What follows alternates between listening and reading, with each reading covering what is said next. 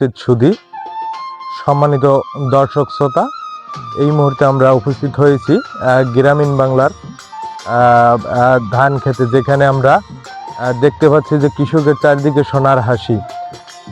এরকমের কবি দ্বিজেন্দ্রলাল রায় একটি কবিতা বলেছিলেন যে ধনধান্য পুষ্পে ভরা আমাদের এই বসুন্ধরা, তাহার মাঝে আছে দেশে সকল দেশের সেরা, সে যে স্বপ্ন দিয়ে তৈরি, সে যে স্মৃতি দিয়ে ঘেরা। এই রকমের এই স্মৃতি দিয়ে ঘেরা এবং এই যে সবুজের সমারোহ, চারদিকে পাকা ধানের মুহুর্মুহু ঘেরানে আমাদের মন পুলকিত হচ্ছে। আসলে গ্রামীণ যে পরিবেশটা, আসলে এটা এই যে এইদিকে একটু দেখা হয় যে ধানের মধ্যে, আমি একটু এই ধানের মধ্যে দিকে যাচ্ছি, যে আসলে দেখেন অনেকটা ভালো লাগার মতো যে এই ধান ক্ষেতের মাঝে যে চারোদিকে ধান, পাকা ধান, সোনালী রং, চারদিকে মনে হয় যে সোনা ছড়াই আছে আমার চারদিকে।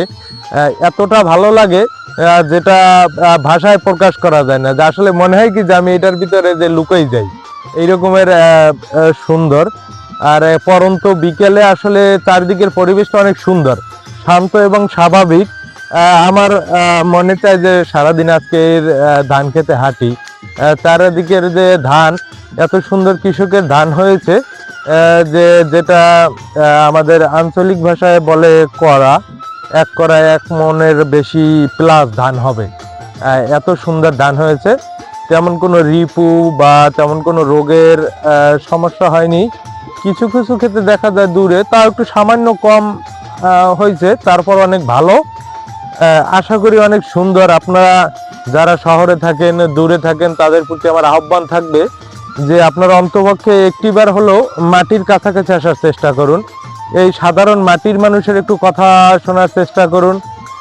এই মাটি থেকেই আমাদের এই প্রত্যন্ত গ্রামীণ অঞ্চল থেকে আমাদের সৃষ্টি হয়েছে, যে আমরা এখান থেকে অনেক হয়তো বা লেখাপড়ার জন্য, কর্মক্ষেত্রে অনেক দূর দূরান্তে আমরা ছড়াই ছিটেই আছি, কিন্তু এই মাটির কাছে আসলে মনে হয় যে নিজেকে মাটির কাছাকাছি আসলে মনে হয় যে আমি এই মাটিরই মানুষ, এই প্রত্যন্ত গ্রামের মানুষ, আমি সাধারণ খেটে খাওয়া মানুষের একজন প্রতিনিধি, এটাই মনে হয়।